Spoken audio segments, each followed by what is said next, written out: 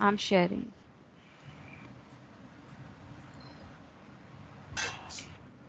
So Mahesh, when you are creating policy, Yeah. so where you are saying is you selected all the actions. After that, you have to go and select a resource. So while selecting a resource, you have to say all resources. So there are two options there. One is all resources, one is a specific resource. So if you go and select a specific resource, then it will be a problem. So you have to say all resources and then it works. So in the Can you see service, that? Sorry. I can see your screen. Yeah, I can see your screen. Okay. Okay. So, I'll show you again, Mahesh, how to do it. okay, So that right. will give you an idea. Sure, sure.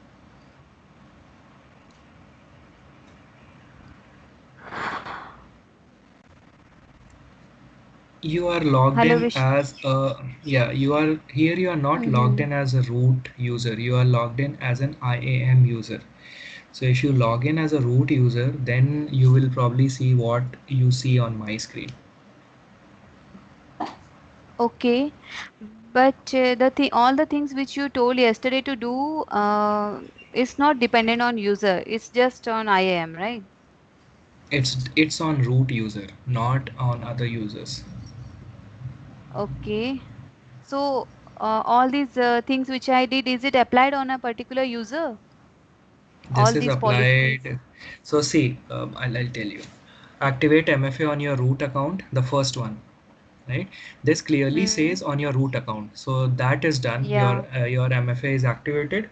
Second, it says create Hmm. individual IAM users. So Hmm. individual IAM users, that means any user apart from my class user using which you are logged in. Use groups, that is also across IAM. Apply an IAM password policy, that is also across IAM, right? The last one, Hmm. rotate Hmm. your access keys. This is for this user, Hmm. my class user, right? Okay. But you So have to if I only log, rotate. yes, yes, please. If you have to rotate, you only have to rotate it, say after 60 days or 45 days or 90 days, right? Till the point this is green, it is fine. But I think after 60 days, that is the default settings, it will prompt you to rotate your keys, then you will have to rotate it, otherwise it is Okay. fine. So the only difference is that in my screen you Okay. see I am logged in as a root account. That is why it says delete Mm-hmm. your right root access keys. But you are logged in as an Mm-hmm. IAM user, so what you are seeing is perfectly fine. It's okay means. Okay. Yeah. What is this rotate Okay. your access keys, Rishi?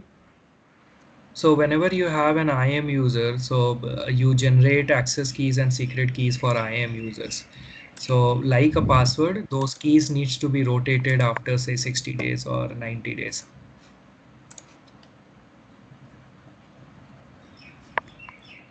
Okay. In the sense, you need to create the another one, like edit of the existing one. Yes, you have to create another one. That's how we rotate. Yeah, but this access key and others is required only when we want to access this AWS via CLI or API, right? If we want to use Correct. management console, we don't need those keys and others. Yes, then it is not needed. Yeah, Yeah. correct. Thanks. Okay. Yeah. So I'll show you how to create a policy. So go and say create a policy, select a service. This could be, say we select EC2. Okay, so EC2. Now what actions? So say all EC2 actions, and then it will here by default it says that specify a specific EC2 resource or client VPN endpoint. We will click on over here and there is an option which says all resources. Yeah, so all resources, instead of a specific resource, say all resources. Okay. Once you say all resources, right, you can say review and create a policy and give a So, name and create. yeah, we need to do only for one specific one, not all, because it was displaying more than 10, 12. So we need to Mhm. do one, right? So if you need to do only with one, so you go to specific and depends on for what you want to do. Say for you want to do for a key pair, right? So add an ARN for that. Okay, you need to add an ARN for this and say add. So this will be only for the key pair. Others you can skip out. right? So it depends on what you want to do. Based on that, you can create. I think I selected something. Okay, easy to. So let's select something which is smaller, so it will have less number of policies and it will be easier to understand. For example, S3, we say all actions. Now it is asking me a ARN for the access for the S3 bucket. So I'll go to S3.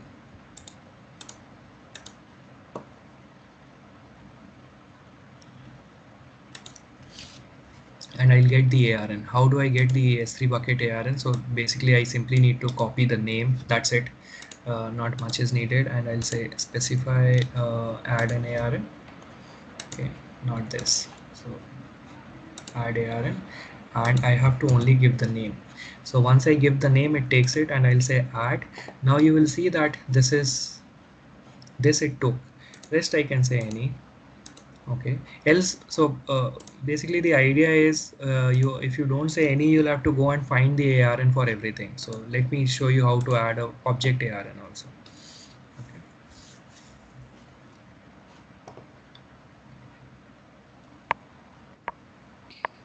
So I'll select this. This will open and it will give me the ARN somewhere. Where do you see?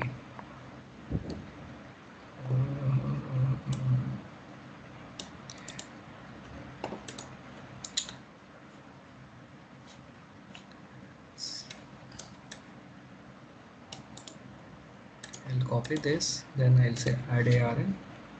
Okay, so I'll say object name is this. I'll define the bucket name, which is this. Okay, so now I've added another ARN. ARN is how Amazon identifies a resource. Okay, so it's Amazon resource name, and I've added two. I'll make this as any, and now when you say review policy, you will see that the full access is only for those two things. So I can say test policy and I'll say create. So depending for what service you are creating, based on what permissions you are selecting, you will have to go and define those ARNs. So now if I go here, I can see the JSON. So if you see JSON, here it gives the details. Like all S3 is allowed only for these two things. Yeah. Doubts? Yeah, I think is okay. So this policy is nothing but it is a collection of the permissions. Right. So a policy is a document which defines what permissions a specific IAM user or a group or a role is going to get once the policy is associated to that guy. For example, if you remember when we were creating users yesterday, let's go to group. So whenever I have to create a group, I give a name to that group and then I say next step and I need to add a policy. So a policy simply defines like what permissions will the users of this group will get. So say if I get Alexa for business full access, so any user who is part of this group, right, the group which I created, my group, will get full access to Alexa for business. Okay, got it. Okay. Rishi, currently you are in which user? You are root user currently? Yes, I am logged in as root user. Okay. But that is not going to change. So if you are logged in as an administrator, you will be able to do all that stuff that I am doing. Hello? Yeah, Yes, I I'm can't saying hear. that. Yes. Can you hear now? Hello. Yeah, we can hear. No, your voice is breaking. Is it breaking for everyone else? I think I'm okay.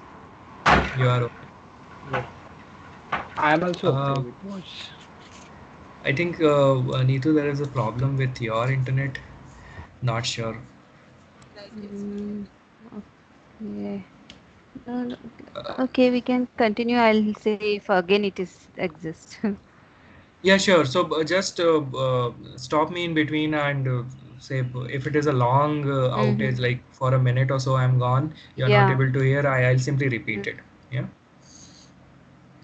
Okay. Okay. So you were saying about the root user, na? Yes, so I am logged in as a root user, but even if say you are logged in with a different user, but if that user has administrator policy associated, you will be able to do Hmm. all those things which I am able to do. There won't be any difference with it. Okay. Okay, okay. Yeah. Hmm. Okay. See, for the class, you can still go and use the root user, but the only challenge with with that user is that in case you generate an access key and a secret key, or your password, somebody gets hold of your password by mistake or by whatever reason, right? That could Hmm. become a big issue. Right? So that is why Hmm. it is not advisable to go and use with that, right? Okay. Okay. Hmm. Yeah. Rishi, yesterday, one doubt. Yesterday, you teach us to create users and group. Now, I tried to create the users. Actually, Mm-hmm. you deleted those users yesterday. But if we don't delete them and keep them in our console, so are they going to charge for users also if I don't I delete am them? no, so I am Yes. everything is free. There's no charges. Okay. I have some of those users, so see, uh, I don't need to have a lot of users because this is only for when I am showing somebody to create it, right? So that is why I deleted it. Yeah. But if you are having three users, you are being charged for this? I am nothing No. is charged, so no groups, I am. no Okay. charges. Yeah, Only in the I am. entire I Oh, am, nothing is does is everything is free. free. You are not charged for anything. Even even after 1 year also. Yes, yes, yes. These are the entirely free stuff. There's no charges. Okay. Okay.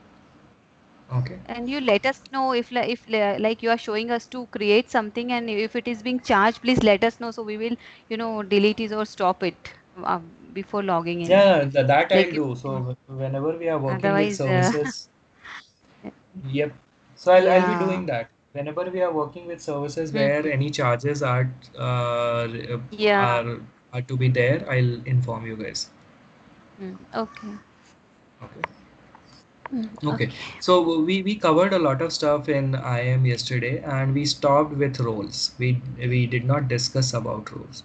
So roles, as of now, what do we understand with roles? So we associate roles with like administrator role or a DBA role or a, say, operating system engineer role or a developer role, right? So whenever we say a developer role, that means that somebody who is a developer has has a Baby. developer role, right? Someone who Shh, wait, wait.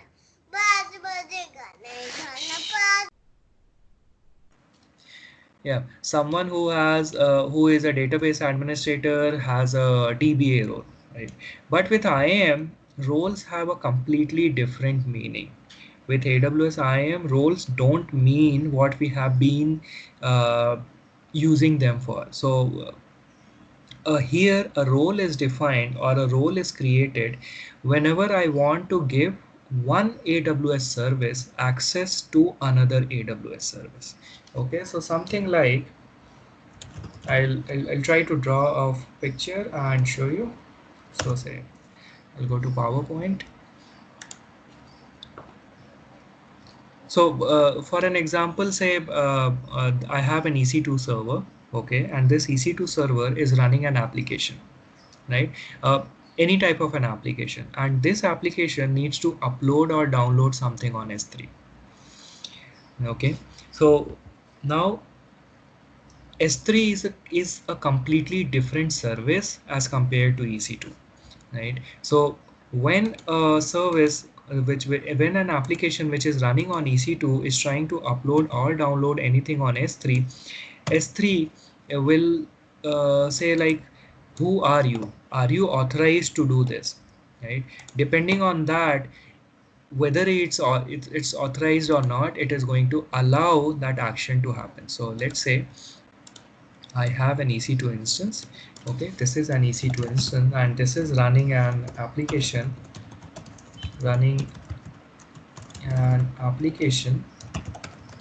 Okay, now this application needs to say upload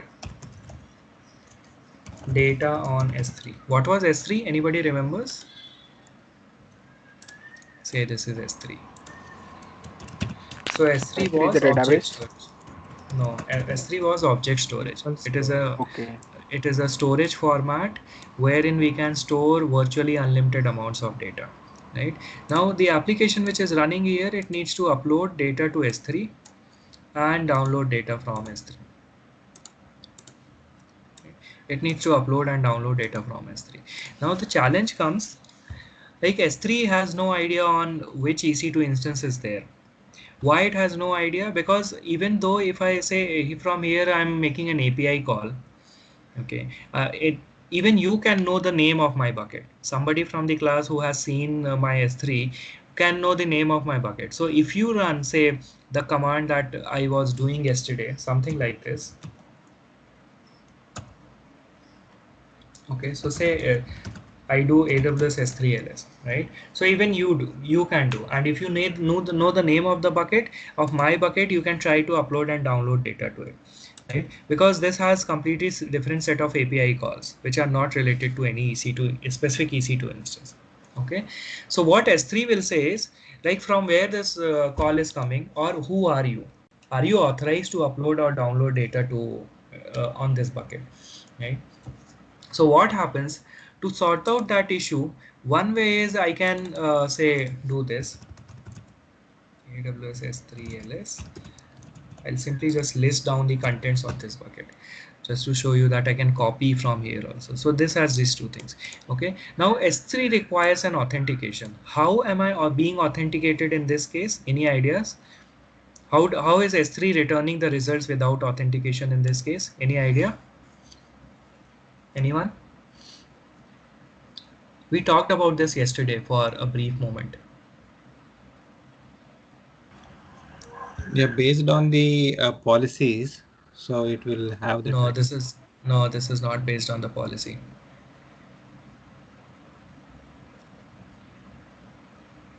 Okay, so when we were creating region. No, this is not. So the region is accessible to everyone, right? So say US East 1 is accessible to everyone. It's not private to me. So remember yesterday when we were creating an IAM user, there were two types of access for that IAM user. What was those? Yes, programmatic access and the one more access was there, na? Programmatic and Console other access. access, console Yeah, access. console Yeah. Console access. access, Yes. AWS console. Yes. So programmatic access was generated an access key and secret key. Yes, those access key Yes. and secret key are stored in my laptop. That is why I'm able to access my bucket. Okay, when I do AWS S3 LS, that will list down the buckets of the account from which the access key and secret keys were generated. So those access key and secret key are like username and password combination. Okay, the access key is equivalent to a username and the secret key is equivalent to a password, using which S3 is authenticating that, okay, this laptop from where the command is coming, this call that is coming has the authentication, so it's able to return it, right? Similarly here, imagine the same command being executed from this EC2 instance. Somebody does this AWS S3 LS on my S3 bucket, say this is my folder on S3, to upload or download something. Same situation will arise over here also. S3 will say, who are you? Do you have an authentication or authorization to do this? Right? So in this case, one way is I go and set up a IAM user with access key and secret key, which can go and access that. Right? That is one way to do it. Now, the problem with that is, the biggest problem with that is that the access key and secret key is stored in plain text wherever I run this command. Remember, we talked about this command. Anybody remembers about this command we talked yesterday? It will give the IP Yes. address. Yes. Yeah, this command was used where it started asking access key and secret key so that it can go and store it somewhere. So this command, if I execute on this EC2 instance, I store access key and secret key, I will be able to access my S3. Now the problem with this is that access key and secret key is stored in plain text format in this EC2 instance. That the problem now arises is if by mistake anybody hacks in or gets access to your EC2 instance, you will your account will face a problem. Okay, anybody gets that access key and secret key, he can virtually upload, download data to your S3. Uploading, you are not bothered, but if that S3 contains some important data, he will be able to download that data. Okay, which is a big risk. So to mitigate this issue, to remove this issue, AWS provides us IAM roles. What roles do is, roles say that when I'm creating a role, I can say, okay, I'm creating a role for this EC2 instance, and this EC2 instance will be able to access this S3 bucket. Okay, so how this works is, I'll say create a role. So select an AWS service. I'll say EC2, that this role goes to EC2. I'll say permissions. So what permissions this EC2 needs? It needs to talk to S3. So I'll say S3 full access. Okay, and I say tags, say review, and I'll give a name, some name. Okay, and I'll say create role. Let's say test S3 access. Okay, and I'll say create role. Now, once this role is created, what will I have to do is, when I am setting up my EC2 instance, when I am setting up my EC2 server, I will connect this role with the EC2 server. Okay, roles only work inside of AWS. I cannot connect a role to my laptop.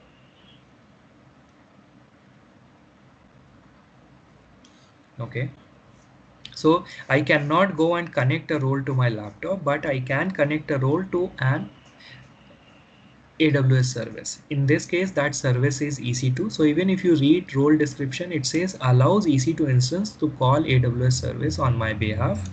In this case, that AWS service is Amazon S3. Okay, so when I am setting up my server, I will have to connect this role to the EC2 instance, and then when I go and execute a command from that EC2 instance, to my S3 folder, I will be able to download, upload things. Okay, getting it? Doubts? I think you have to repeat once. Okay, so a role is needed whenever I want one of my AWS services to be able to perform some action on another AWS service. Right? This can be any type of an action. Say for example, from this EC2 instance, let me create an EC2 instance and maybe show you how it works. So that will be a lot easier.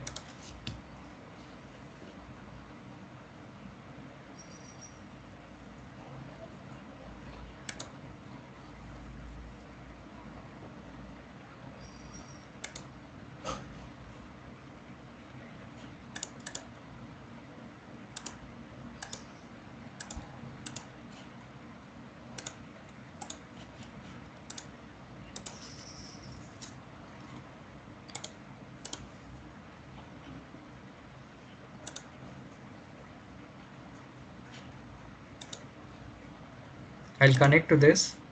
So next we'll be doing EC2 and I'll explain what all I do to set up an EC2 instance.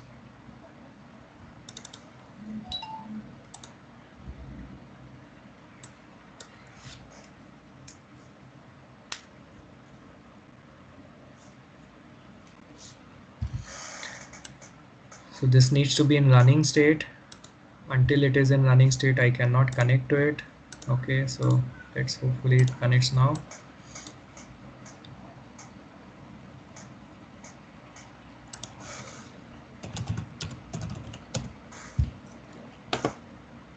Okay, so if I say AWS IAM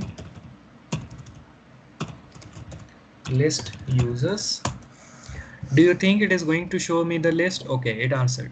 So it doesn't show me the list of IAM users, right? Even for my account, this EC2 instance, this virtual server, this virtual machine is part of my account, but it says it cannot list, unable to locate credentials.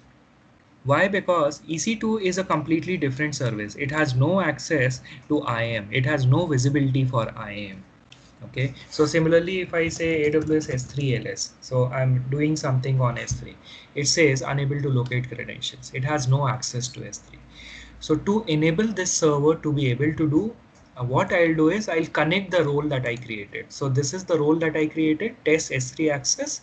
I'll connect this to the server. How do I connect? I'll go to actions, settings,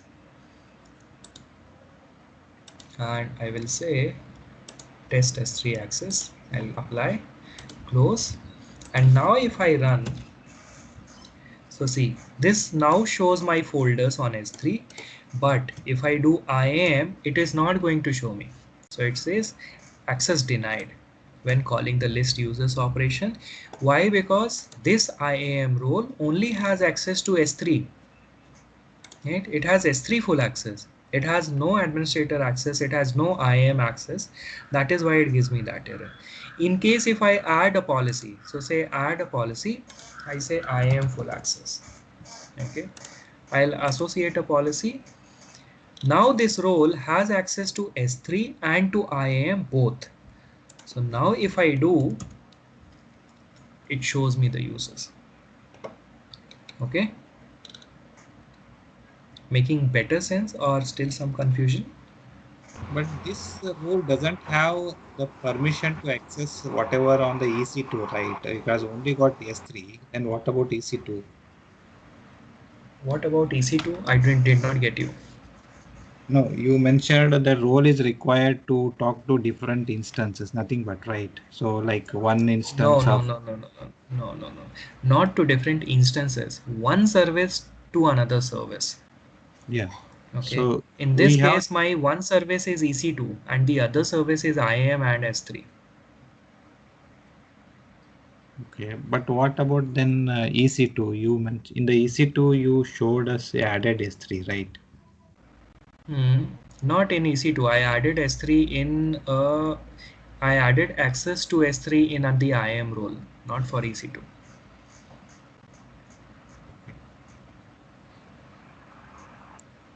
Okay, I think while doing we'll get it more. This is we are doing it. No, once we start doing that one, maybe we are a bit more. Okay.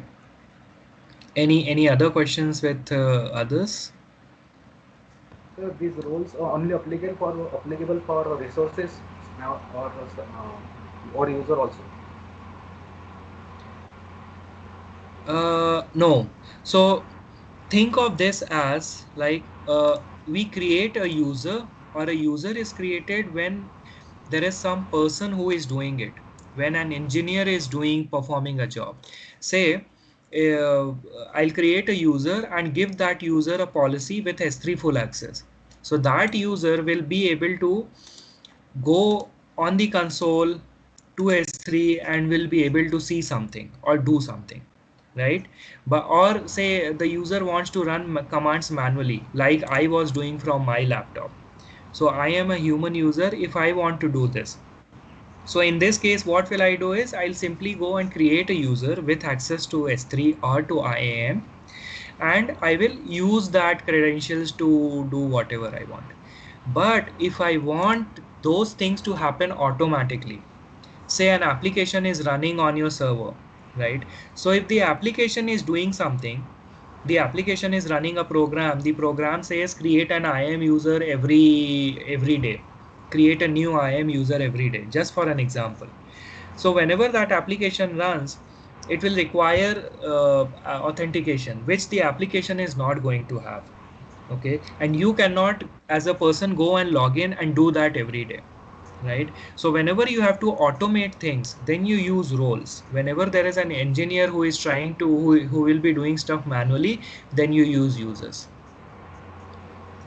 So users and roles are two different things. Don't associate this with a developer role or a database or a DBA role. That was a different terminology. In AWS, a role has a completely different meaning.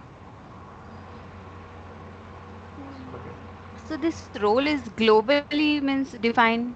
Is it globally defined like kind of access? Yes. So if you see global, it is globally defined. Okay, so that's why we can I associate like IIM to EC2 like that. Okay. yes, Mm-mm-mm. all IAM resources are global. They are not regional. No, these roles I'm saying. Okay, because of this. Yeah, I understood. Mm-mm. Role is also an IAM resource, right? So if you go inside Mm-hmm. Yes, IAM, you yes. see users group roles policies. Mm. So all of these things are global. They are not regional. Mm. Okay, so roles definition will all be on only be done in IAM only, not no other services will be means giving us this permission to create roles. No, no, no, no. Anything related to access, anything related to access Hmm. can only be done from IAM. There is no Okay. other service which is doing the same thing. Okay. Okay. Hmm. Okay. Any other questions? Anyone? No? Okay. Can you show once again so it will be easy for us next time we'll do? Once again, Like create create, policy, shared this S3 assign those things, right? create policy or create role. No, while create role, but Mhm. again it is talking to S3. So Mhm. if you show once again, that will be great.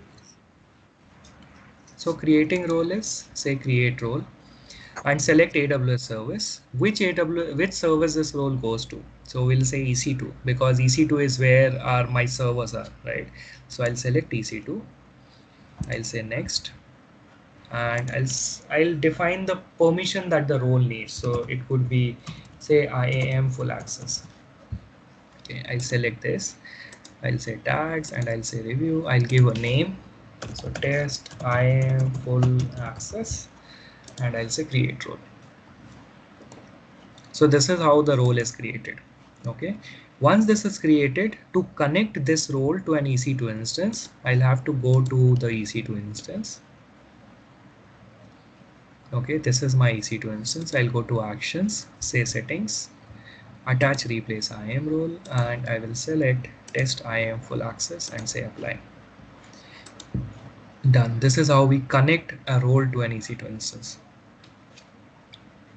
Okay, Mahesh? Yeah, got it. Thanks. Okay, yeah. So I'll clear this out because I don't need this role anymore. Okay, and I'll delete this EC2 instance also. Okay, so this is all in IAM. Okay, uh, a small service as compared to other service, but is one of the most important services that are there. Because it gives you access rights, authorization permissions and everything. It defines a lot of stuff. Okay, uh, security starts at IAM. Okay, so some of you might have heard that a public cloud is not secure, or there is a chance of somebody else accessing your data, or somebody hacking you, or somebody stealing your data, and all that stuff. You might have heard in the past. Okay, you might still hear, right? But it only depends on how secure you have made your infrastructure. Okay, and that starts at IAM. Okay, so think of this is, say, when you are creating your users, when you are creating your groups, the permissions that are associated to a group, or if you are associating permissions policies to a user directly, they should start with ideally no permissions at all, or minimum permissions. Okay, as the user progresses further and he starts using more services, more policies are associated to it. Okay, why that happens is, say you there is a new engineer who has very basic knowledge of AWS. He joins your team and you give him full rights, admin rights. Okay, and by mistake he logs in from a public computer on your AWS accounts and forgets to log out. That could be a problem, right? When say the logs, the access key and secret key are leaked by mistake on the online platform, that is a problem. So I'll give you an example. One of my friends, he was working in one of the IT giants here in Pune, Hinjewadi. Okay, and he was working for a client on AWS. So the client was running his infrastructure on AWS, and this friend was working on it. Okay, he had a team. Okay, he had a team. So one of the persons in the team, he was doing something on AWS via command line. Like I am running the commands, so he was running some commands. So when he was running those commands, in one of the commands, he was not able to get the actual result that he intended. The command was failing due to some error. Okay, and he was not able to make out why it is failing. So what he did is, to get his issue sorted out, he copied the log. Like you see error logs, right? So some of you are, if you are a developer, or you see there is, when the logs come, it has lots of details. Okay, so from the he copied those logs and pasted that log file in stack trace. Okay, sorry, Stack Overflow. There is a website some of you might have heard about, where you can ask questions and you get solutions for your problems. Now when he pasted those logs on Stack Overflow, the logs contained the access key and secret key. Okay, and he pasted those on Stack Overflow. Now somebody got access of that access key and secret key, because these were with the logs, and that person who got those access key and secret key started doing cryptocurrency mining on that AWS account, which resulted, by the time the client realized, and by the time these guys realized that there is a leak and somebody else is accessing it, which happened in 3 to 4 days, due to the cryptocurrency mining which was happening on very big servers, the bill for that account was to the tune of 50-60 lakhs. Okay, so one small mistake and that could cause a big issue. So security starts at IAM level, depends on how secure you create your users, how you define the policies and all those things. So you have to be very careful when you are creating these, when you are creating users, when you are creating roles, when you are creating groups. Okay, and uh, uh, you should be very sure that when to use a user, when to use a role. Your password policy should be very strong. Okay, at least 15-16 characters long. It should include capital letters, small letters, and all those things. Okay. Okay, try practicing creating all these things if you have not already done. I also showed you how to install AWS CLI on your laptop. Yes, you simply have to search for it, AWS command line interface, download it. Most of you are using Windows laptops, or anyone with Linux laptop? So no answer means everyone is on Windows laptop.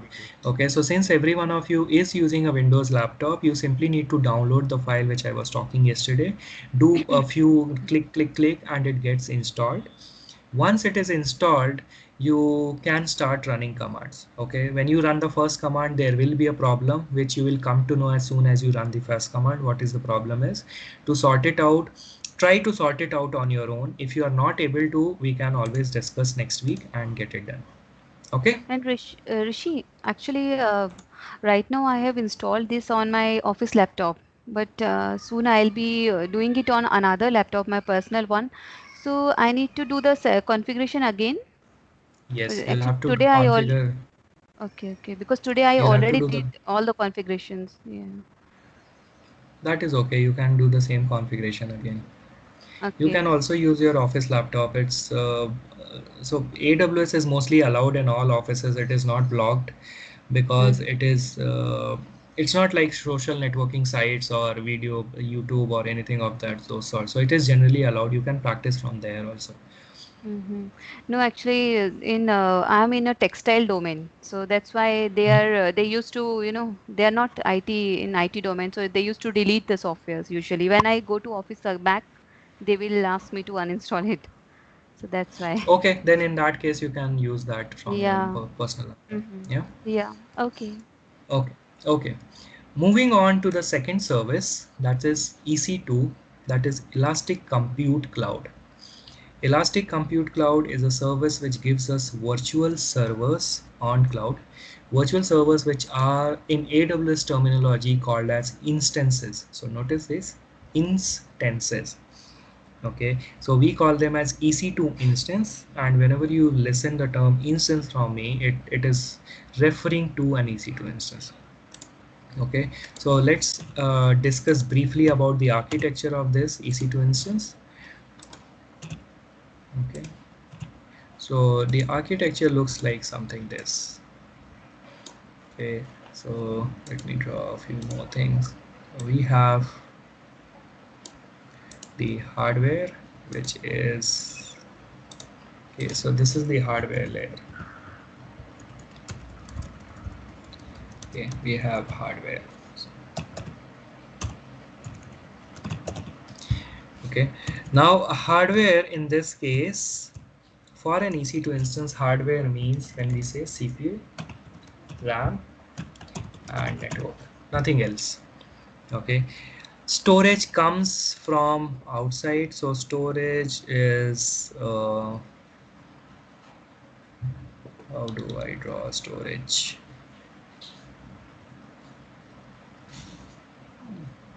Let me use the same thing. So storage comes from outside. This could be SAN, NAS. We don't know what technology AWS uses. So this is called as storage, which is coming separately from outside. Okay. Uh, in AWS terms, this is called as EBS. Okay, and it is connected via high-speed storage cables with the hardware. Okay, storage is not part of this architecture. I'll get some water and be back.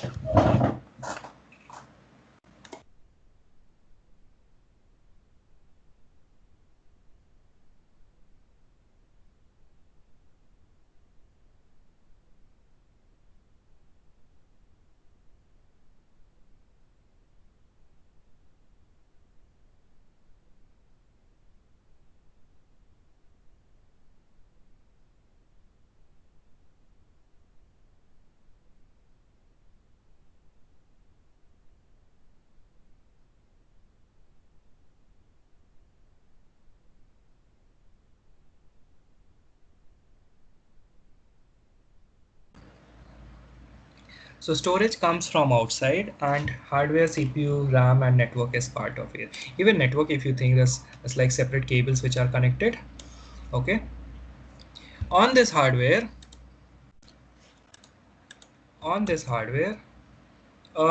operating system is installed.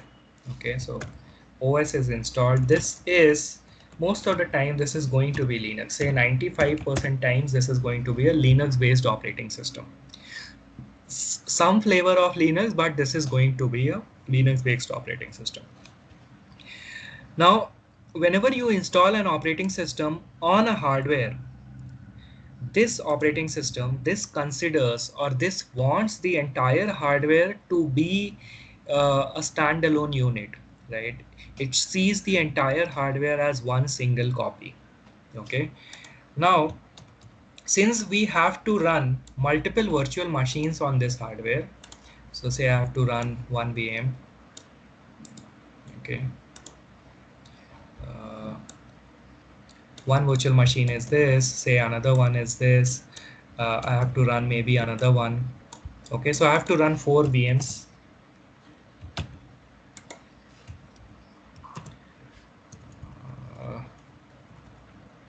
So say this is one VM I have to run, this another VM I have to run. Okay, maybe another VM I have to run. Okay, so these are the virtual machines which I have to run. These virtual machines will have their own operating systems, right? These will have their own operating systems. Yes. So these operating systems, what will be their mandatory requirement? That these operating systems see the hardware as one single copy and not being used by any operating system, right? Yes, no, it's not making sense. These virtual machines will use the same operating system, right? It won't use separate operating system. No, each virtual machines uses its own operating system. And what about this, the general one which you mentioned about this hardware? Operating system? Yeah. This operating system helps me to run something in this part, which is called as a hypervisor. Okay, this hypervisor helps me to run these virtual machines. Okay. So see, you have hardware, right? And you want to run virtual machines. Yeah. To run virtual machines, you need something to enable that to happen. Like, for example, this hardware is my laptop. Okay, my laptop. Okay, and I want to run virtual machines on my laptop. Quite a possibility. My laptop is a computer which should be able to run virtual machines. Yes. Yes. Yeah. Now to be able to do that, I first need to start up the laptop and then start making some changes so that a virtual machine can come up. Correct. Now when we start, if I start my laptop and I don't have an operating system, how am I going to make changes so that I am able to set up virtual machines? No option, right? Hmm. No. So I need this operating system. So I install an operating system. So my laptop is booted and I can now make changes so that I can run virtual machines. So to run a virtual machine, I need an operating system. The problem will be that each of these operating systems, they need to be up and running at the same time. This needs to be up and running, this needs to be up and running. So 4 copies of operating system running on the same hardware, not going to happen. One operating system once up doesn't allow another operating system to be up and running on the same hardware. So that is why a hypervisor comes into picture. What this does is this virtualizes the hardware so that it looks like a standalone copy to the operating systems which are running on top of it. This basically breaks down or divides the hardware into smaller chunks, something like this. Say it will divide the hardware into a smaller chunk, okay, so that the virtual machine which is using this, for example, not this, this virtual machine is using this hardware, so it will be, this hardware will be defined. So this hypervisor will divide the hardware into smaller blocks and will be assigned to the virtual machine. So if this virtual machine needs this hardware, it can utilize this chunk of the hardware. Say this is one CPU and 1 GB RAM. Okay, and for example, this virtual machines require a bigger hardware, so the hypervisor will again create a chunk in this hardware and provide that to this virtual machine.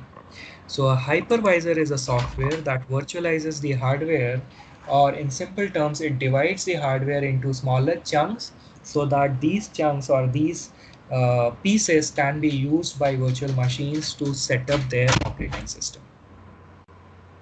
Okay, any questions on this? Then each this virtual machine has got its own operating system, right? From there, from Correct. where it get it? It is not This related to this. No, this operating system needs to be installed by us. Okay. Okay. So when we are creating this virtual machine, we need to define which operating system it wants. And can we add more virtual machines also? And You the can hardware is add, again split.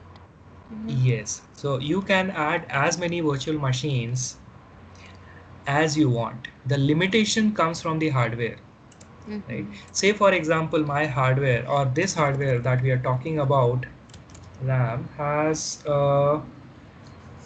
what is say i5 and 4 core CPU, okay, and say 16 GB RAM, yeah, for an Mm-hmm. example, right? So i5 4 core CPU, 16 GB RAM, and here your virtual machines that are running, say one is running this, say this is Windows, for example, and this is Linux, okay, this is some other Linux, let's say, okay. So if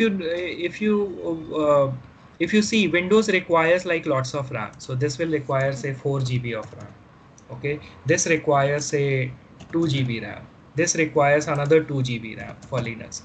Mm-hmm. Here there is a operating system running which will require say another 2 GB of RAM, okay. So 4 6 8 10 GB is gone. This Mm-hmm. hardware will require say 1 GB RAM, 11 GB is gone. right? Then you have CPU. So you have 4 cores, okay? And each of these things will require a CPU. So say the main operating system is anyhow, it has access to all the cores, but one core you gave to this guy, one core to this guy, one core to this guy. So now you have 5 GB of RAM and one core of CPU remaining. So depending on what type of virtual machine you bring up, if that virtual machine requires 5 GB of RAM, your hardware is finished, the capacity is gone. Now no more resources can be added until of course you delete one of the virtual machines. Say you delete one of the virtual machines, so it will free up another GB and another core and 2 GB, right? Okay. So that is how the hardware, so the hypervisor can only partition the hardware as much as it has. It's not going to go and bring some extra hardware and then partition it. Okay. So partitions are fixed already. If like it is allocated to one virtual machine, it will be fixed Yes, for unless and that until virtual we machines it will be freeze. fixed. Yeah, until you Okay. delete that virtual machine Mm. so that the hardware is free to be Mm. allocated to somebody else. Okay. Okay. Okay. Any other questions? Okay. Okay. So this is the how an architecture of an EC2 instance looks like. Okay. Let's go further ahead. So AWS gives us 3 different options to buy an EC2 instance. Okay. When we say buy an EC2 instances, how are we going to pay for an EC2 instance? Okay. Those 3 different options are: one is on demand EC2 instance. Second is reserved EC2 instances, and third is spot instances. Okay, so what are these? So on demand EC2 instances where I go and say that I need an EC2 instance. Say for example, I say launch an EC2 instance. So launch an EC2 instances, this is on demand. Whenever I need it, I go and start an EC2 instance. Okay, basically these three different ways are three different ways to buy an EC2 instance. Three different types of how I pay or what I pay for an EC2 instance. So I'll say what I pay for EC2 instance. On demand is the costliest. This is somewhere in between, so somewhere in between the three, and this is the cheapest. Okay, so on demand pricing is like is a standard pricing. So for example, if I have to go and set up an EC2 instance in one of the regions, this on demand price will be fixed. Okay, and EC2 instance is charged per hour basis. So per hour basis, when I say that if I run an EC2 instance for 30 minutes or 50 minutes or 1 minute, I pay for the entire hour. So if I'm running 10 EC2 instances, I will be charged for 10 EC2 instance into the number of hours they are up and running. Okay, so say for example, I had created this EC2 instance, right? I had created this EC2 instance 15 minutes back, and I was running some commands, and then I deleted it. So terminated is I deleted it. This EC2 instance was running for say 15 minutes, but I will be charged for 60 minutes. So every EC2 instance is built uh, in bunches of 60 minutes of their uptime, even though if I delete it in 30 minutes, 2 minutes, 10 minutes, doesn't matter. And if I run it for one hour, 30 minutes, I'll pay for 2 hours. Okay, so here on demand is a standard price that is applicable across a region. So say for example, for Virginia region, there will be a specific charge for an EC2 instance for a specific type of an EC2 instance. So say my EC2 instance, this EC2 instance T2.micro had 1 CPU, 1 GB RAM. So, and this is charged as say $0.02 per hour. So I will be paying $0.02 dollar for every hour I run this EC2 instance. Okay, in on-demand pricing. On-demand pricing never changes. It stays fixed for the entire region for every for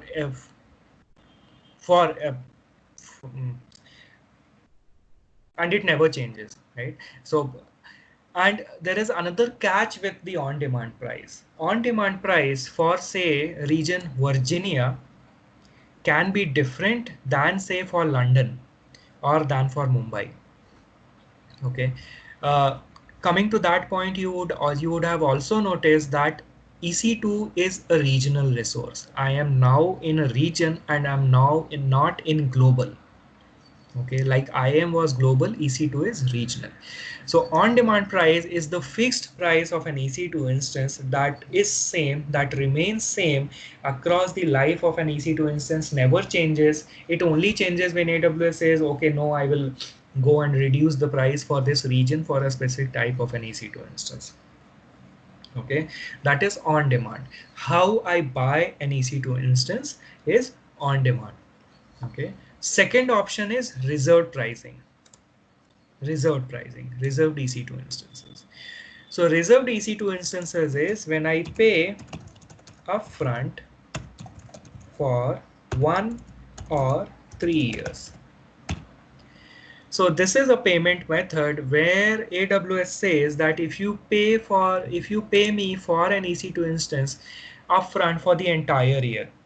Say for example, I am going to run an EC2 instance of this size, which cost me $0.02 per hour.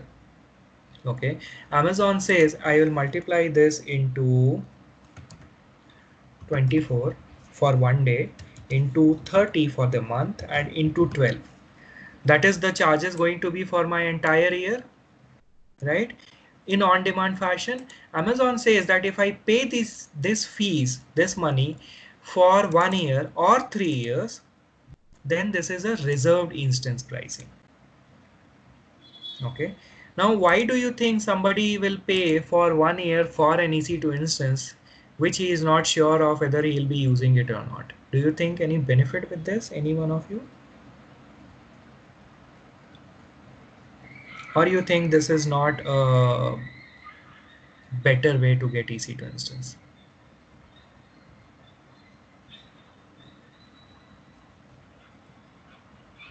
Is the reserve pricing not clear? But Yeah, go ahead.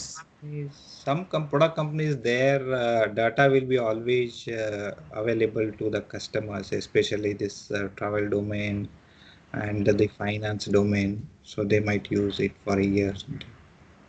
Even in on-demand, if I start up an EC2 instance, it is up to me when I delete it. So if you see my other account, there are EC2 instances which have been running for 5 years. They have been never stopped, never deleted. Maybe they might give some offer kind. Maybe they might give it 0.01 per dollar if it is for 1 year. Okay. So discounts you're saying? Yeah, I think so. Not. Okay. Okay. Anyone else thinks anything apart from that, or any other ideas?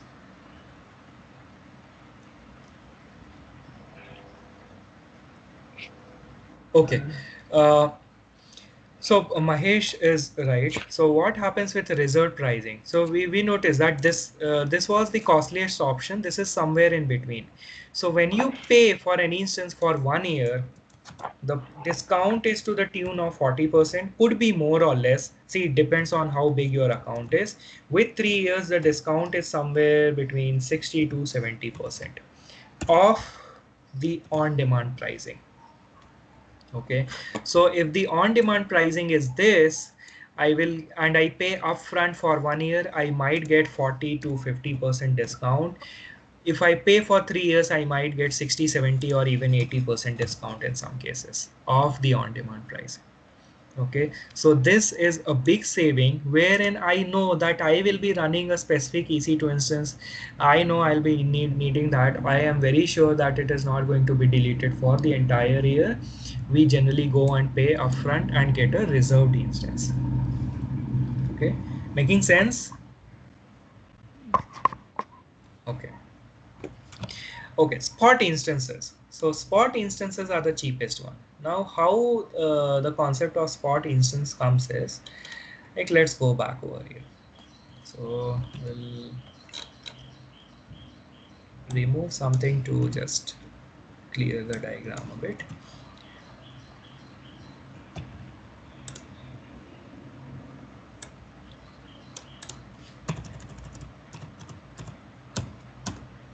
So as of now, you will notice that I have two virtual machines running. Yes, two virtual machines running. Say this is being used by org A. Okay, this virtual machine is being used by org B. Okay, another organization is using this virtual machine. Okay, and I have two virtual machines which are not being used by anyone, right? There are only two virtual machines being used, two virtual machines which are not used by anyone. So since these are not used by anyone, these are making a loss for AWS. Nobody is using it, that means nobody is paying for them, correct? And the capacity is there. We can see that the hardware can support two more virtual machines. The underlying hardware is anyhow up and running. Whether I run one virtual machine, whether I run all four, the hardware is up and running, right? So since nobody is using these two virtual machines, what AWS does is, AWS says that people can come and bid for these virtual machines and use them. So these are open to the market for bidding. Okay, and they set a base price. A base price is set. Now this base price is generally very low as compared to the on-demand price. Say the on-demand price was 0.02, the base price could be the base price could be 0.002.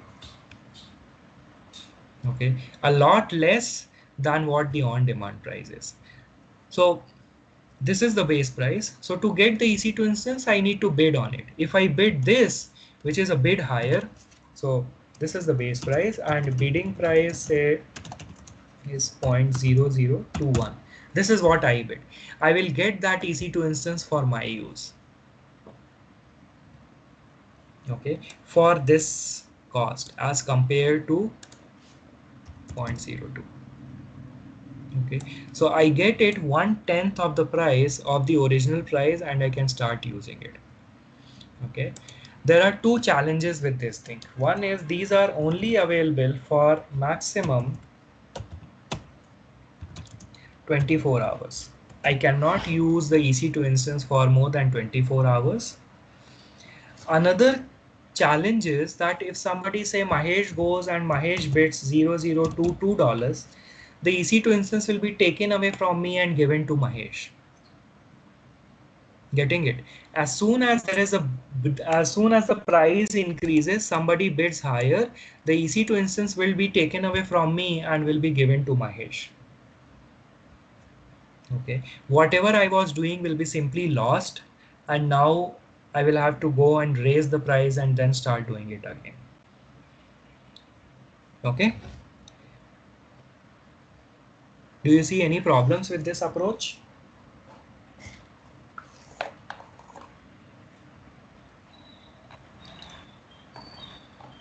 Am I audible? Yes. Yes. Yes, no Then problem. why do we need spot instances? So we don't need it. It's AWS providing it. If we need, we can take it. Okay. There is an option that we can go and bid for it. Okay. But what kind of circumstances will lead us to buy, like, because if we are doing something, it will be lost in between, right? Mm-hmm. So I don't So understand, spot. like, Okay. Okay. So spot instances are useful.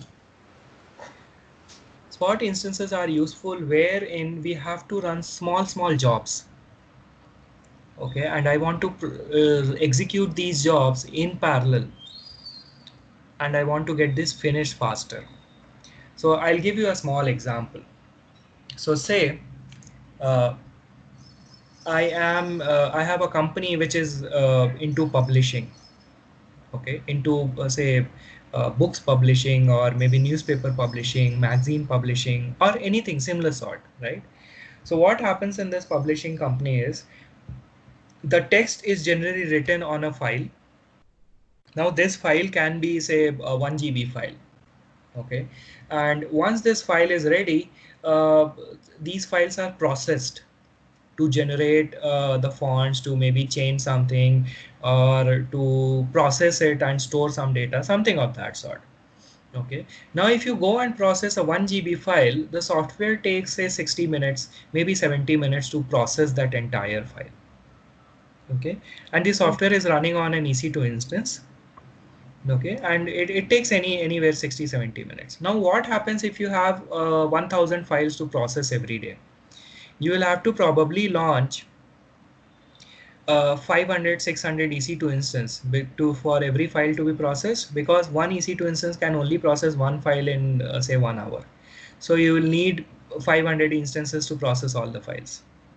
Okay, now to sort and even if you go and say take reserved instances, you are not sure that whether you will be using them, because for media companies today there are 1000 files, tomorrow there could be only 100 files, next day there could be 2000 files. So you don't know how many EC2 instances will be running, you are not sure about it. So to simplify the architecture, what is generally done is the files are broken down into smaller chunks. Say 1 GB file will be broken down into files of size 10 MB. Okay. Chunks will be processed separately in parallel. So if I have a 1000 GB file, 1 GB file, I will break this file into 100 files of 10 MB each, and I will process these into parallel, so that that improves the response time, the speed of the processing, because now since the file is 10 MB, it will be processed in probably some seconds. Okay, because 1 GB took 60 minutes, so a 10 MB file will probably take say a minute or so, maybe less. Okay, so the entire file will be processed in since everything is going on in parallel, the entire file will be processed in less than a minute, maybe less, max 10 minutes. So I've improved the speed, and since I'm doing this parallel, so what will I do is I will request spot instances. Say I request 500-600 spot instances and start running parallel jobs. Okay, the only change is that my application needs to be intelligent enough that if one of the EC2 instances is taken because the price increased and it went away, it should know, okay, the part of the file that was being processed in that EC2 instance, in that spot EC2 instance, has not completed and it need to start again. Okay, so it gives you two benefits. First of all, your cost decreases because you are paying very less amount for a spot instance. Secondly, you can run all your job in parallel, because getting those many on-demand instances is going to cost you a lot of money. Okay, with reduced pricing you can do parallel processing, and so you have improved your architecture, you have increased the speed of processing, plus you were able to decrease the cost by a lot. Okay, so spot instances are mostly used wherein you have to perform small jobs which are being run multiple times during the day, or during an hour. So kind of batch processing you have to do. We can make some changes in the application, do the batch processing in parallel with using spot instances, which helps reduce cost and improves the performance of the application. Okay. Okay. And Rishi, once like earlier you showed us like selecting that role thing while creating the role. So once it is with the EC2 or S3, so if we do that one, so that again it will be charged for our account, right? Role is free. There is no charges on roles. No, not on the IM, which is the role. Now you that the S3 and others, the EC2 we are accessing, right? Like you showed with the S3 full access, and with the S3 you showed us okay how it is connecting between those two services. So if we go to that S3 and add those roles and others, so then again from our account it starts deducting. I mean to say. So S3 you will create folders to store data, right? You won't Yeah. create roles. Role will be IAM. So No, no. so While creating the role, you showed that S3 in the once, then you went to S3, then there hmm, you added one role and see that hmm. this one. So if we do that one, so again it will be deducting, right? Deducting what? Deducting of our account details that whatever we the price that AWS will deduct that money. So you are So, saying that you'll be charged for using S3 or EC2, right? yeah, yeah. Uh, hmm. So see, how do you want me to answer this question? A simple, straightforward way, or I try to give you some gyan? See, why I'm saying this is, first of all, I think yesterday also I was saying this thing. The charges that are going to be there for the entire course that we are talking about, the entire associate architect course, your AWS charges will not cross 100 rupees. Will Oh, not cross 100 rupees. okay, Okay. okay. No, it's fine, it's fine. Okay. So don't bother about charges. And the 100 rupees charges will come, just giving an example, only when you are not following what we are doing in the class, because wherever there is a charge associated to anything, I tell you that this is going to be charged. Once you have done your practice, delete it, remove it. Okay. Okay, so don't bother about those charges. Okay, personally, okay, let's not go into the gyan part of it. Okay, so there won't be much charges, don't bother much about them. Sure. You are anyhow paying a lot more for getting to study this as compared to AWS charges, right? Sure, sure. And Rishi, actually, I wanted to know for you what kind of EC2 you bought. Like, is it a second one Second one as in on reserved. reserved? Yeah. No, so Which one? see, for I am using this account to teach. So I don't Yeah. know whether and teaching classes happens only on Saturday and Sunday. So if you Mm-hmm. take in 1 month, there are eight classes maximum only, right? Eight, or Mm-hmm. maybe if I'm taking 2 classes, 16 classes, right? Mm-hmm. So this I cannot go and buy. I don't want to pay upfront. Okay. Mm-hmm. Spot, Okay. the problem will be that I'm showing you some demo, and if the price increases, it will go away. Mm. Okay. So I always take on-demand instances. Okay. Okay. Now there is a catch. The catch is, for you the servers will be free for 1 year. Mm. Mm-hmm. For me they are not. I showed you yesterday, right? I pay Yeah. for them, right? Mm. So for Yes. you they will be free, but not all servers are free. Mm-hmm. Okay, so we will come to that point. Up till now, Okay. there has been whatever we did till this point of time, there is no charges associated to it. We are still Okay. discussing like how to buy an EC2 instance. Uh, Okay. how you used to terminate, Rishi? The if we launch an instance, how you used to terminate it? Can you show? You just click somewhere. Let's first launch and then terminate. Mm-hmm. Right? We haven't even discussed about launching it, right? So until you Yeah, know not how to yet. launch, Mm-hmm. Okay. it's, Mm. yeah, and I'll tell you those things. Mm-hmm. Okay. Okay. Any doubts on this part on buying servers? Mm. Okay, That's so okay. no That's okay. questions.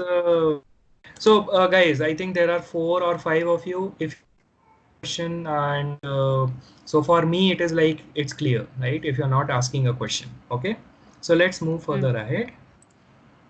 Okay, so we know how to buy an EC2 instance, and for the class we will be mostly using on demand.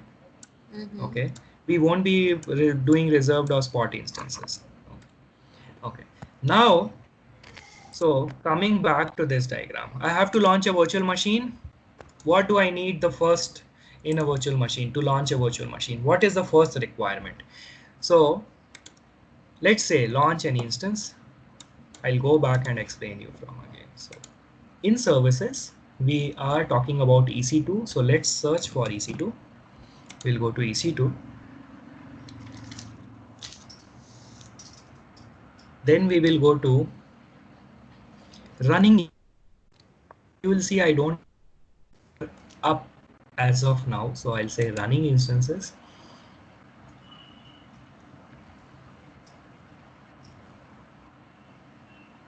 And I will now say launch an EC2 instance. So launch instance is a step how to create an EC2 instance. So I'll say launch an EC2 instance. And the very first thing that I define when I'm launching an EC2 instance is an AMI, that is Amazon Machine Image. What is an Amazon Machine Image? So an Amazon Machine Image or an AMI is equivalent to a DVD which contains the operating system that will be installed in your virtual machine. So whenever you have to set up a server, whenever you have to say you buy a laptop, and you buy a laptop with only hardware, or maybe some of you who are aware of how a desktop computer used to work. So most of the time engineers, they buy different components of the desktop, like they will buy a CPU differently, RAM separately, hard disk separately, they'll buy the cabinet, connect everything, and then start from there, start from the very basics. Okay, so in this case, once you have the hardware ready, you need to install an operating system. So sometimes when you are buying a laptop, these laptops come without an operating system and they are cheaper. Okay, so you need to install an operating system. So how do you install an operating system? You need a DVD which contains the operating system, or in today's case, you can get a pen drive which contains the operating system. So the operating system that comes in these pen drives or DVDs is actually a bootable image of the operating system. That is what an Amazon machine image is. An Amazon machine image is a bootable image of an operating system that AWS provides. Okay, so let's check out some of the operating system that AWS provides. So we have Amazon Linux 2. This is a Linux which was developed by Amazon. We have a plain Amazon Linux. This is the second version, this is the first version, Amazon Linux. On the left hand side, you will also see this is free tier eligible. Free tier eligible here means that the operating system is free. Okay, I won't be charged for the operating system in this case. Similarly, if I go below, I see Red Hat Linux. Okay, so this is the AMI which is provided, which contains Red Hat Linux. This contains SUSE Enterprise. If I scroll below, we have Ubuntu. Okay, if I scroll below, and I'll see Deep Learning AMI, which is Ubuntu based. Notice there is no free tier eligible mentioned over here. That means this, if you use this operating system, you will pay for it. There will be some charges associated with this operating system. Let's scroll below. There is a Windows operating system also which says free tier eligible. That means if you are setting up a server that is Windows Microsoft Server 2019, this one is free, but this one is not free. So you will pay for the operating system also. Okay, so there are a lots of AMIs provided by AWS. Some of them are free, some of them are charged. For the entire duration of the class, we will always be using this AMI. Okay, why we will be using this AMI is simply because this comes with pre-installed AWS command line tools. Okay, we will be running AWS commands, so this comes pre-installed with this. If you use this, this has no tools installed. So if you read, it only comes with a Red Hat Linux Enterprise version. Okay, there are no tools installed. So an AMI is an operating system image that is equivalent to an operating system DVD, which contains the operating system, and it could contain some extra softwares also.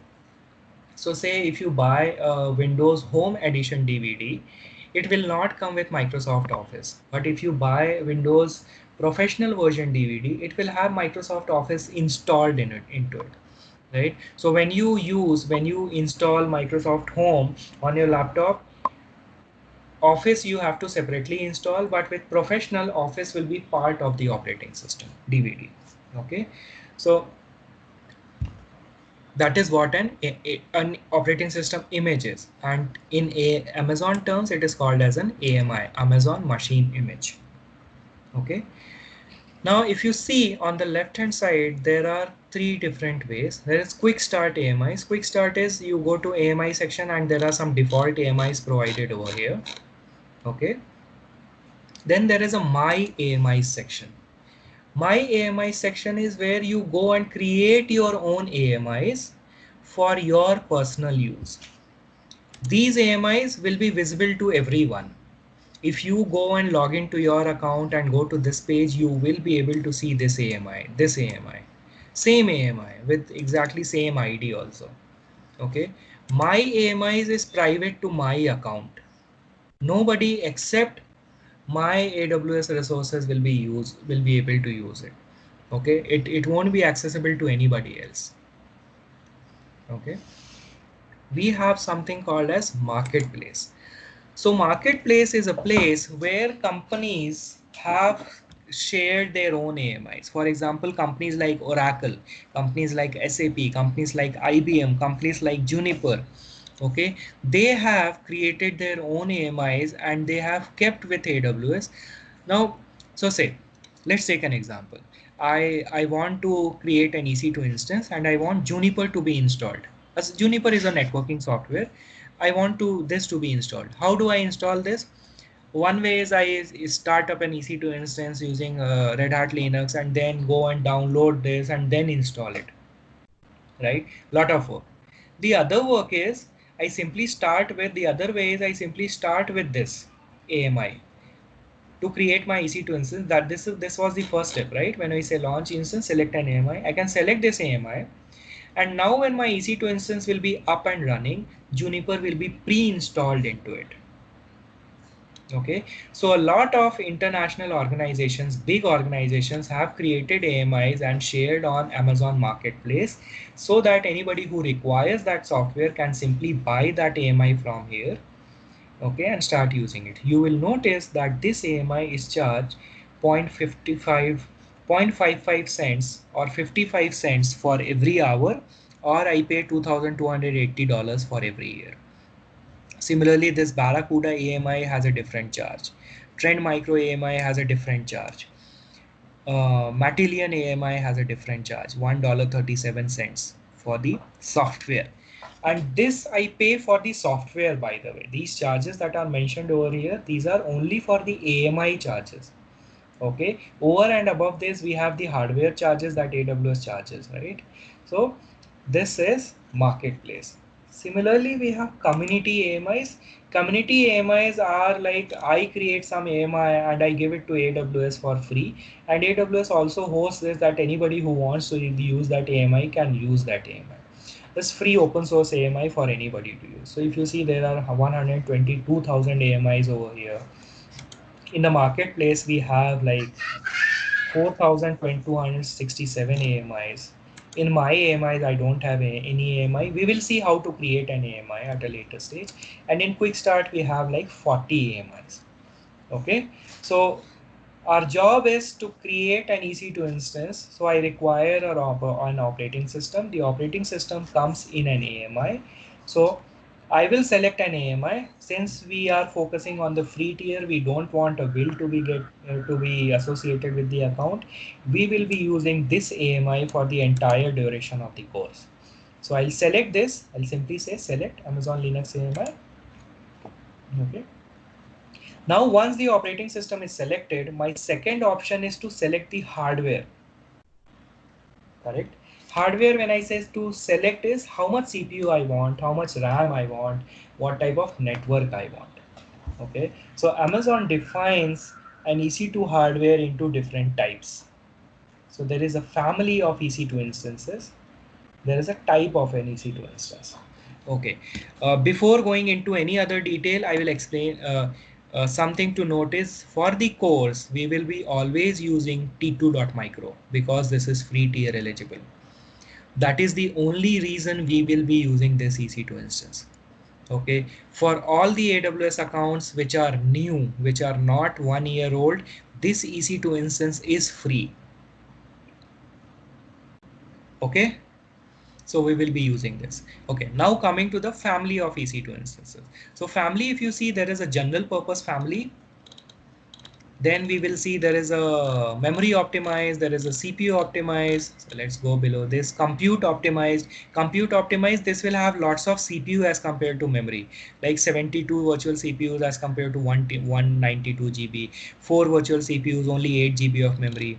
Similarly, there will be memory optimized or graphics optimized. So these will come with graphics card embedded into it. Okay, machine learning AMIs, memory optimized. If you see, 128 GB of RAM, only 16 virtual CPUs, 384, 768. There are instances with a terabyte of memory also. So these are memory optimized. So basically different families of EC2 instances are provided, so that depending on your needs you can select one of the hardware types. Okay, one of the family types. So if your application say requires more memory as compared to CPU, that means your application is memory intensive. Okay, you go and select a memory optimized family of EC2 instances. Say for example, your instance, your application is more, it requires more computing power, you select an instance with computing power. Your application requires graphics performance, so select a family with graphics performance. Okay, type is it's a naming convention which gives you an idea, like T2.micro. Micro is very small, so it will have one virtual CPU and 1 GB memory. Nano will have one virtual CPU and 0.5 GB of memory. Similarly, if you go big, like T2.large, so two virtual CPU and 8 GB of memory.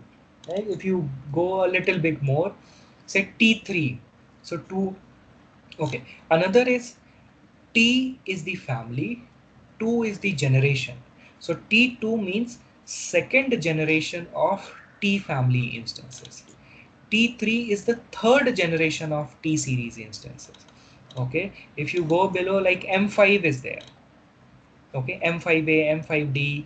So M is the family, 5 is the fifth generation of M series, and D defines the hardware type.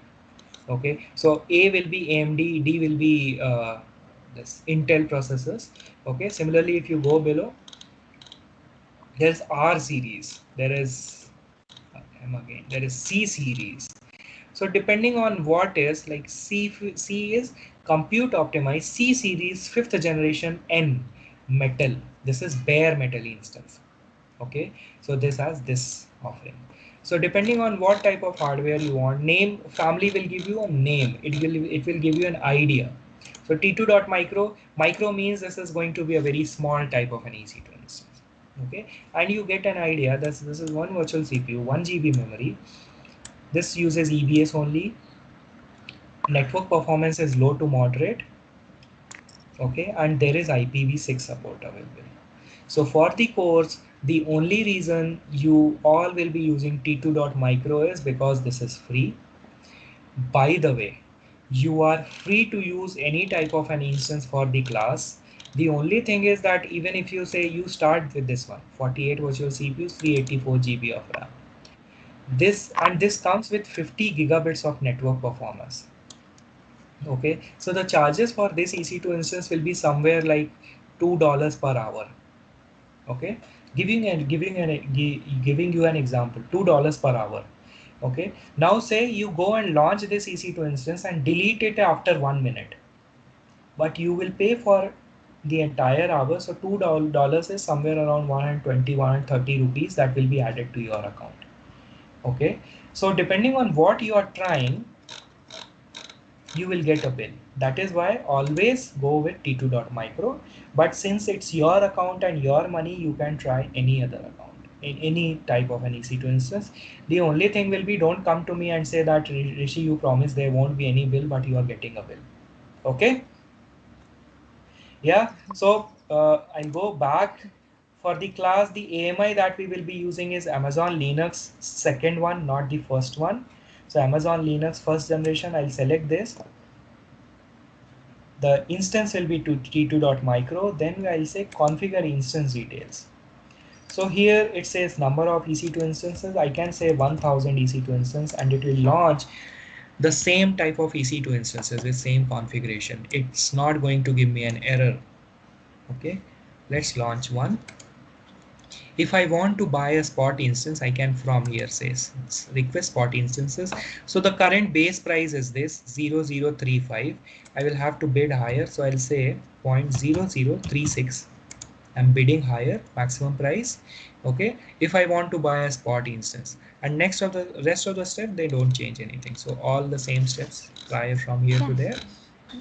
Okay, I will say I'm not buying this because we are not paying for it. So let's go with on-demand instances. Networking part we will discuss later along with networks. Okay, then there is something called as a placement group and capacity reservation. So capacity reservation, if you see, this is currently open. Okay, and if I want to change it, say I want to define something, I say I want to say I don't want any capacity reservation, I can say none. Okay, so this is for capacity reservation where I'm reserving some capacity. So if you point on the eye, it says it reserves the capacity of your EC2 instance in a specific availability zone. Okay, I don't want to do that, I'll say none. I don't want to reserve any capacity. Placement group is where I want to create a group of EC2 instances, okay, which can communicate with each other at high network speeds. Okay, so if I want to create a group of EC2 instances which can send traffic to each other at high network speeds, I will have to add that EC2 instance to a placement group. Okay, we are not doing it. For our class, for this example, we are not doing this. We'll come back when we are launching. We'll be launching like 50-60 EC2 instances during the course of the class. So we will do it at a later stage. IAM role, for now we are not giving any IAM role. So there are two ways to attach an IAM role. One I can do when I'm creating the EC2 instance, which is this. I can say none, no IAM role, or I can select the two that I have available. Say I am full access. I am full access. So I have attached an IAM role. But let's not attach any IAM role. We can do it. It's not needed. Okay. Then we have something called as a shutdown behavior. So shutdown behavior is what happens when I go and say stop the server. So there are two options. One is stop will say stop it. Okay, don't delete it. Stop is stop. Like I go to Windows and I say shutdown. So shutdown is this, stop. Okay, I can still start my server, start my laptop back. Terminate is delete. Okay, terminate means that I take my laptop and put it under a car and break it. That means it can never be started back again. Okay, so shutdown behavior should default is stop, which is when I'm shutting it down. Say the option is like clicked on something else.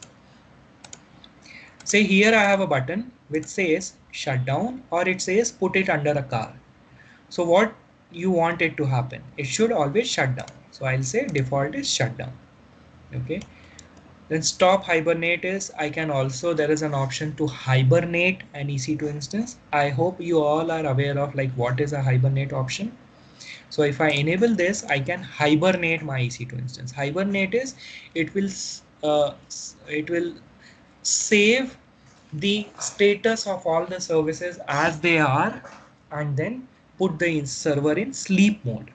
Okay, so whenever next time somebody is starting it, it will start the processes from that level. Okay, enable termination protection. This option once enabled, when I'm deleting the EC2 instance, it won't be possible to directly delete it. Right? So sometimes it can happen since it is only click. Somebody can mistakenly go and click terminate and it will delete the EC2 instance. Terminate is deletion is that the EC2 instance is gone. Whatever data it had, whatever application it had running, everything is gone. Right? So that is why we say protect against accidental termination, always checked on. Okay. Any doubts up till now? Okay, no doubts. Then we have an option which is called as tenancy. Okay, so tenancy has three different options: run a shared hardware instance, run a dedicated instance, and run a dedicated host. Shared hardware instance is the default virtual machine type that we get over here. Okay, so this is the shared hardware instance type where my underlying hardware, which is this, can be utilized by multiple virtual machines which are owned by different organizations. Say this machine is owned by a different organization A, this virtual machine is owned by a different organization B. So this is a shared hardware instance. The underlying hardware on top of the same hardware, there are two different organizations who are running their virtual machines. Okay, this is a shared hardware instance type. The second one, which says, where did it go? Run a dedicated instance. Run a dedicated instance is, okay, and what happens is, say I go and terminate this, or I go and stop this virtual machine. I say stop, not top, stop. So once I stop this virtual machine, the CPU and RAM is released. The hardware is released, the CPU and RAM is released, and anybody can go and take and utilize that hardware. Okay, so this is given to the AWS back. Why? Because once the server is in stop state, there is no operating system running, so I don't need a hardware. Okay, when I start it back again, a hardware which could be a different piece of hardware will be associated to me. Okay, in a dedicated host, the hardware is fixed till the life of the EC2 instance. For example, I launch an EC2 instance and I get this hardware. I get this much of hardware. This is fixed until this EC2 instance is deleted. Say I terminate this. This hardware is fixed for this EC2 instance. This is a dedicated host, dedicated instance. Okay. The third option is dedicated host, is where the entire hardware is fixed for one organization only. If all the other virtual machines, nobody else gets to run, no other organization gets to run a virtual machine, even though that capacity is there. In a dedicated host, the entire hardware is only utilized by one organization. The virtual machines of organization A will only be using this hardware. Nobody else can use this. Okay. So in these options, shared is the default, which is the cheapest one. Dedicated will cost you a lot more, and dedicated host is the costliest one. Okay. Okay.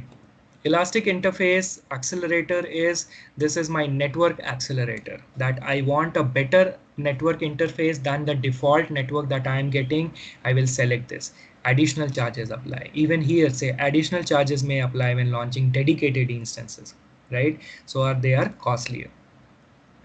Okay. We will discuss this at a later stage. So at a later stages, we will discuss this when we launch the second EC2 instance. Okay, for now, we have only, what we have done till now is we have selected an AMI, we have selected a hardware, and we have done enable termination protection and no other changes apart from that. Okay. What is Next the is elastic? Sorry to elastic interrupt you, Rishi. interface. Yeah, This what is this? This is if I want to increase the speed of my network interface. I want some extra network power than what the default is coming in. In case of computation, you are saying Network network. bandwidth. Okay, network. Yes, Yeah, network okay, bandwidth. bandwidth. Okay. Yeah. Computation is where T2, T3 comes into picture. So this Mm-hmm. gives me, okay. Okay. Next we'll go to add storage. So storage is, see, default it took root volume as 8 GB. This comes with the AMI. So the AMI has 8 GB of storage. So this is what the storage it took.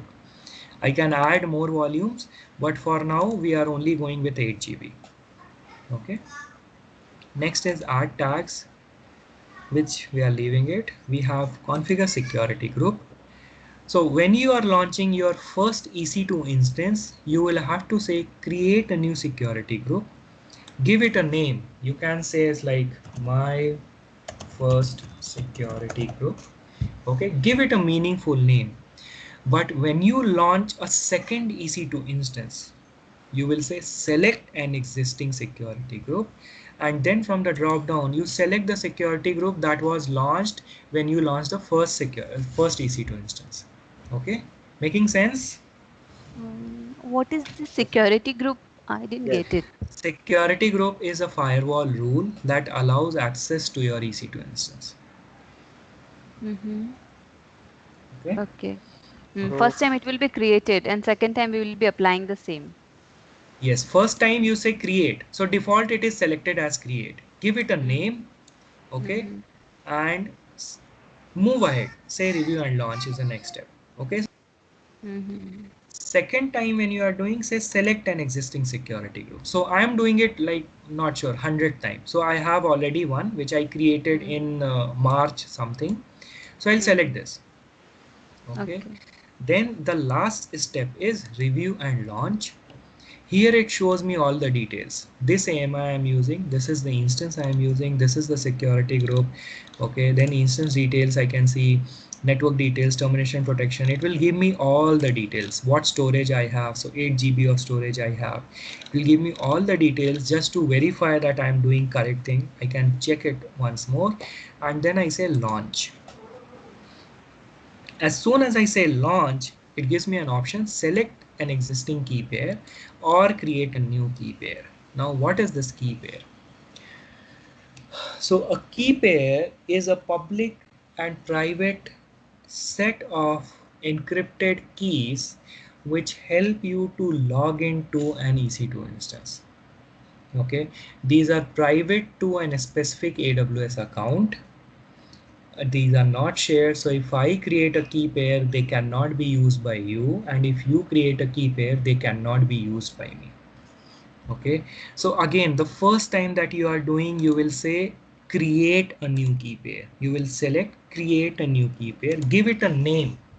So you can say my key pair, or maybe you can name Mahesh key pair, depending on whose account it is. Give it a name, a proper name, because this key pair will be used across the course. For the entire duration of the course we will create one key pair and we will be using this key pair for the course. Okay, for second time onwards, says choose an existing key pair and you select that you created in the first time when you are doing. Now you will say I acknowledge that I have access to the selected private key file. This is very important. So one more thing. So once you create a new key pair, you have to download it also. Okay, create and then say download. We will say so select an existing which I have, and then I say launch an EC2 instance. Okay, so now one it says you have your instances are now launching. I'll click on this and it will take me here. So if there is an instance which is being launched in availability zone, this is in Virginia region, so this is here and this is pending initializing. So it takes around some minute, probably a minute, sometimes a minute and 30 seconds to get it running. Once this is running, I can connect to this. So how do I connect to the EC2 instance? So which operating system is this EC2 instance using? Who remembers? Linux. Linux. Linux. Linux. And Linux. my laptop's operating system is Windows. Okay. Yes. So how Yeah. do I connect to a Linux operating system from a Windows operating system? So I have to do SSH. Mm. I have to do, let me just clear everything out, not needed anymore. I'll delete this. So from Xbox, from Windows, so connect to Linux from Windows, I have to use SSH. Okay, SSH is a protocol. It's called as secure shell something that is used by Linux to connect remotely to one server from another server. Okay. Now Windows has no SSH facility. Okay, Windows doesn't allow me to do SSH, right? That option is not there. So how do we do this? We use a third party software. We use a third party software. This software, the most common one is Putty. This can be downloaded from putty.org. Okay, so I have downloaded it. This is it. This is the software, and to connect to this machine I need the IP of this instance. So I'll copy the IP. I'll copy this, I'll paste it here. Then I'll go to SSH and provide the key that I downloaded. Okay, the key that we downloaded needs to be changed in some way. I'll teach you how to change that. For now I'll use the key.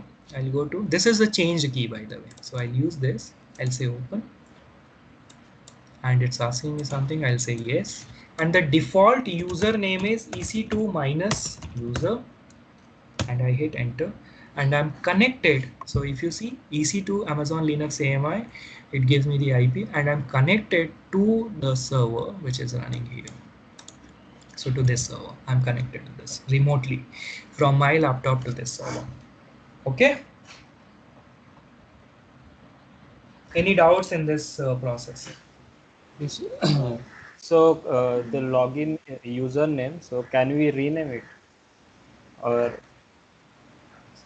You will have to create a user with a different name, generate a key for that user, because this key which is downloaded is connected to this user, EC2 minus so user. You so cannot this give okay? So this is a default user. So but this is it. we can create new user for this account. You can In create. this instance. Yes, you can create. So now you are connected to the operating system. You can do all the tasks that can be done on the operating system. Okay. Okay, you are connected to the operating system and you log into an operating system, so you can create more users. You can go and make some changes to the configuration. You can do whatever you want. Okay. Okay. Yeah. Okay. So, Rishi, Rishi, when we were Rishi, I have creating one this question. instance, One by one, please. hello, Yeah. yeah, no, you can go ahead, please. Continue. Hello, Continue. yeah. So, okay. So when we were creating this instance for the first time, so at that time we selected 1 GB for memory, Yes. right? And Yeah. for one CPU, Yeah. micro we selected. And in Yeah. between it asked for storage. So at that Yes. time we selected 8 GB. Yeah, that came by So default. that is RAM. No, storage is Okay, hard no, but drive, it hard was disk drive. storage is hard disk, na? And the other one Yes. is RAM. First Yeah, the one. first, Okay. yes. Yeah. The other one, if we change it to anything like it won't charge much, the storage, if we give 16 or something else, or we have to select default always.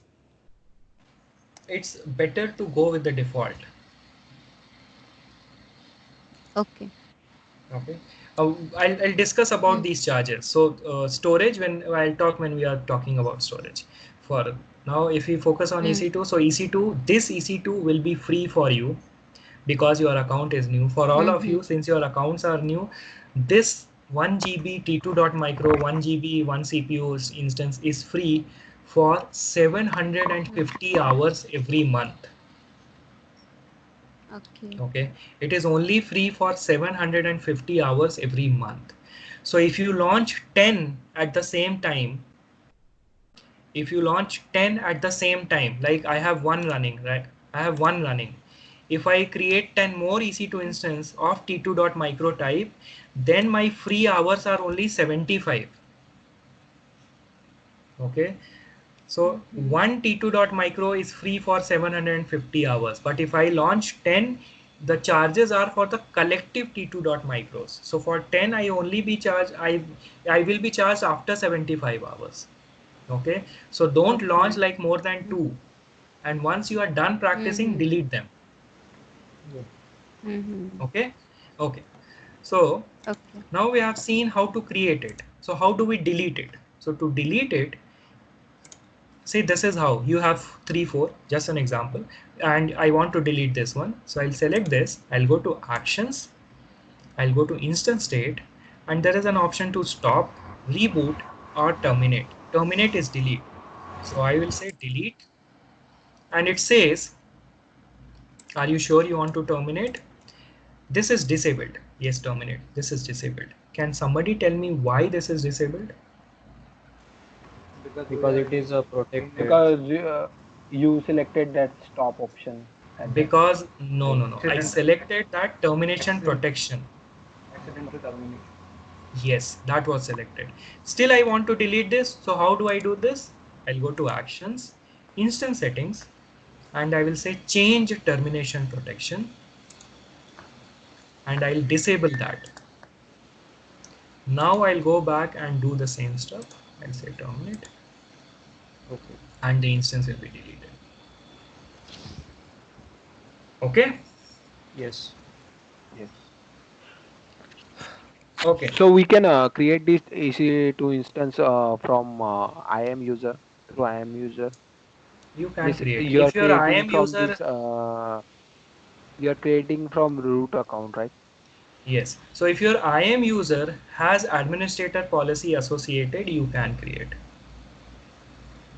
Okay. Okay. Yes. Yes. Okay. So, Rishi, regarding question, like to create this instance, what all permissions we need? Like first IAM full access, then you only need EC2 full access. okay. So Okay. you are working with EC2, right? So you only need EC2 full access. For that particular user. Yes. Okay. Okay. Okay. Okay. So Only one access. Only one yeah, access. only EC2 that full will access. work.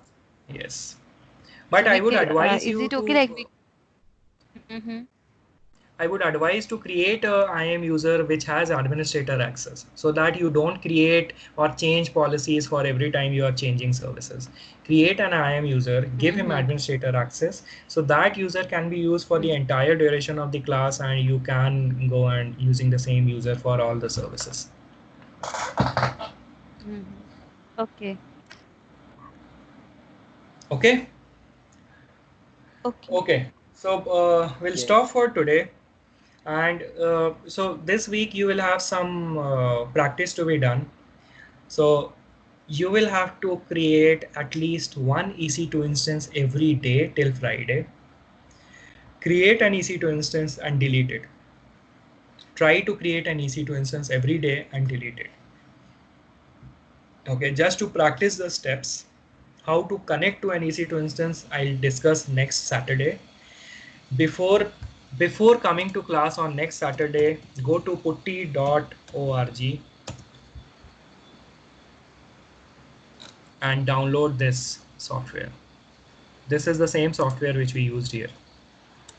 Okay, this is needed to connect, so download the software so that you can connect to this EC2 instance. Okay, so I'll teach you how to connect, but till that, try creating an EC2 instance every day of the week. Maybe if you have time. So see, explaining took almost 1 hour 30 minutes, but otherwise I can do this like there are hardly anything. So select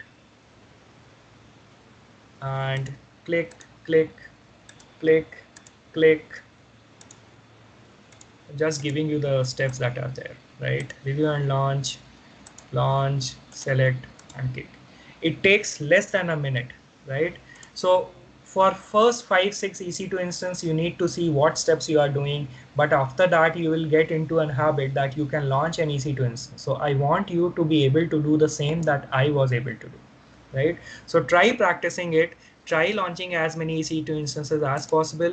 The only thing to remember is that delete them once you are done practicing. Okay. Another thing is that EC2 instances are regional resources. So define your region. Whichever part of the world you are, just select a region. Say that No, for example, someone is London, so you can select London. Somebody is in Mumbai, so select Mumbai. Somebody is somewhere else. Select your region and keep a note of that so that you always work in that same region, always. Okay, so that you can see any instance that you had launched if it is still there or you deleted it. Okay, Yes. Yes. okay. And how can Any we come to know, like, yeah, one query. Actually, if I by mistake I created launched one instance in other region and now I'm working on other region, I completely forgot about it. So before closing everything, how I'll come to know how you many won't be able to know. instances are running? You won't be You able won't to be know. able to. Yes, that is why it is Okay. advisable to only work in one region. I mean, the only way is you go and change your region one region at a time and find it out manually. Okay. Otherwise, you won't Mm-hmm. be able to know. Mm. So default region usually we can go and see if it is running or no. By default Yes. usually. Yes. Mm-hmm. So Okay. that is why you should fix one region for you and always work there so that you see whatever is there. You Mm. can delete it and you are not charged for it. Mm-hmm. Okay. Okay. Hmm. Rishi, I Any have one other? question. Yeah.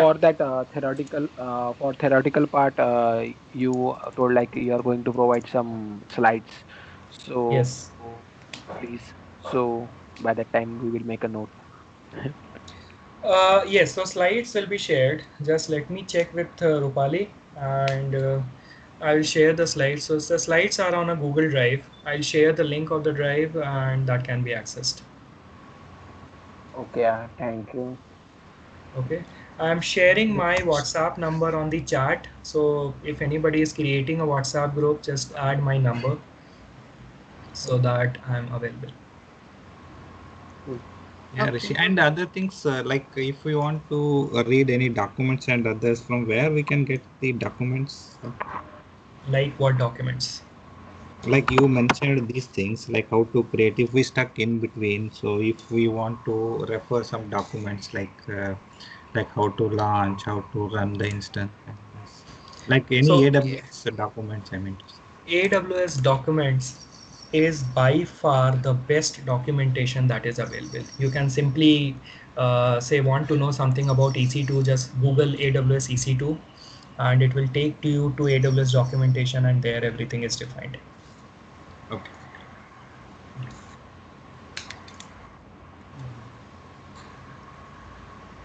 Any other questions? I have read about the white paper. So Hmm. if you are preparing for examination, Hmm.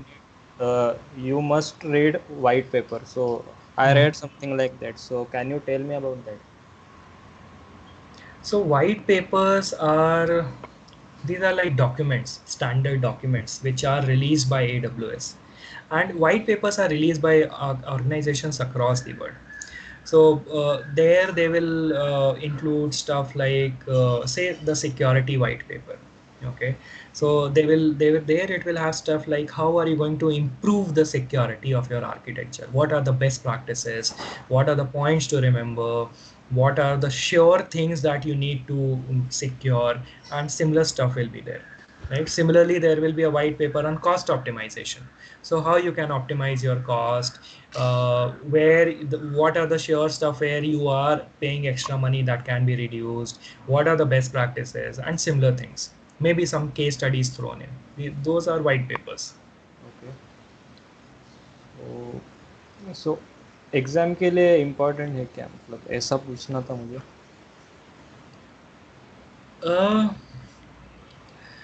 See, the syllabus that we have created has been created in a way that if you give your 100% in the class and you follow what we are doing practically, theoretically if you go and read the slides, I will guide you more references where you need to read it, the exam should be clear, right? Okay. वैसे if you see like exam के लिए important and you like Google, there will be people who will tell you 100 different things Yeah. कि ये भी पढ़ लो वो भी पढ़ लो सब कुछ पढ़ लो, correct? But the Correct. problem is that if you start reading utna sara, if you read those many things, then they tend to get confused. Correct. Okay, so let's try to follow this, and we have exam preparation part also, right, where I'll give you an overview of how the exam is, what type of questions are asked. We'll do some sample questions, 20-25 sample questions, so you'll get an idea. I have like 200 questions. I'll share those questions with you so that you can read and get an idea on it, right? Yeah, cool. Yeah. Yeah.